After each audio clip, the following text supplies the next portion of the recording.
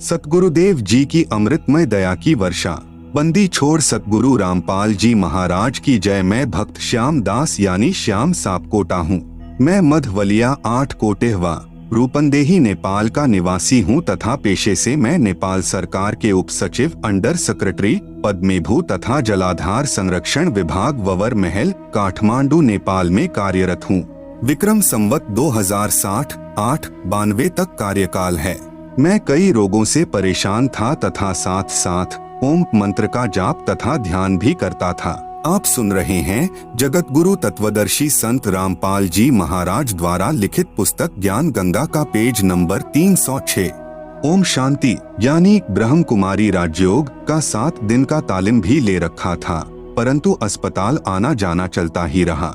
ध्यान में बैठते वक्त श्री गणेश जी, ब्रह्मा सावित्री, विष्णु लक्ष्मी, शिव पार्वती, विभिन्न मानवों, जानवरों और जंगल, नदी नाला आदि के दृश्य कभी कभी दिखाई देते थे। फिर भी मेरे रोगों की संख्या बढ़ती ही चली गई। जो रोग मुझे थे उनका विवरण निम्न है।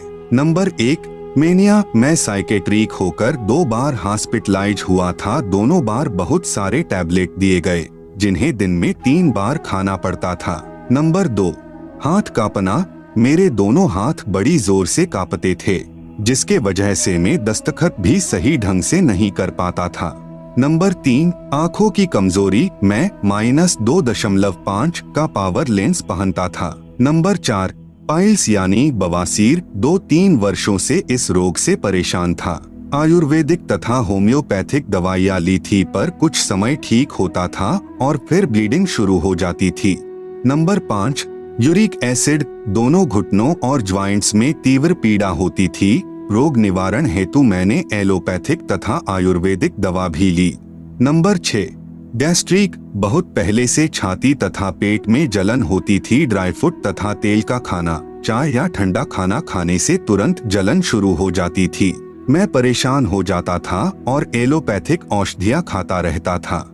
नंबर 7, बड़ा पेट होने की वजह से पैदल चलने से बहुत जल्दी थक जाता था और चढ़ाई पर तो 5 मिनट चलना भी बहुत कठिन होता था। निम्नलिखित रोगों और घरेलू विविध समस्याओं से हैरान परेशान था। एक बार मैं अपनी ससुराल उदाहरण 4 बाजगंगा कपिलवस्तु से घर वापस आ रहा था तो हाईवे नंबर 4 बाजगंगा कपिलवस्तु नेपाल में ज्ञान गंगा पुस्तक का प्रचार प्रसार हो रहा था। मेरी पत्नी ने एक पुस्तक ले ली। मैंने पुस्तक को ध्यान लगा के 2-3 बार पढ़ा और संस्कृत श्लोकों को संबंधित वेद एवं श्रीमद् भगवत गीता से मिलाकर देखने के लिए इंटरनेट से ढूंढकर परीक्षण करने की कोशिश भी की। मुझे ज्ञान बहुत अच्छा लगा, इसलिए मैंने सतलोक आश्रम चंडीगढ़ रोड बरवाला जिला हिसार हरियाणा में पहुंचकर जगत गुरु तत्वदर्शी संत रामपाल जी महाराज जी से प्रथम मंत्र दीक्षा दिनांक अप्रैल 2012 को तथा सतनाम मंत्र दीक्षा 2 नवंबर 2012 में प्राप्त की।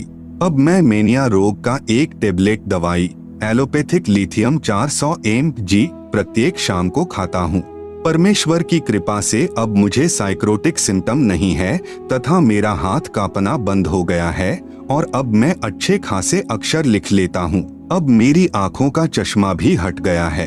अब मुझे पत्रिका पढ़ने के लिए चश्मे की जरूरत भी नहीं पड़ती है। पाइल्स यानी बवासीर भी 5-6 महीनों से ठीक है तथा अब मैं यूरिक एसिड की दवा खाना और परहेज करना छोड़ चुका हूँ। आप सुन रहे हैं जगत गुरु तत्वदर्शी संत रामपाल जी महाराज द्वारा लिखित पुस्तक ज्ञान गंगा का पेज नंबर 307।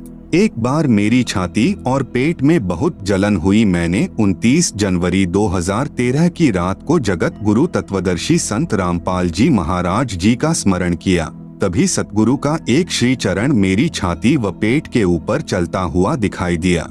उसके कुछ ही देर बाद मेरी छाती व पेट की जलन समाप्त हो गई।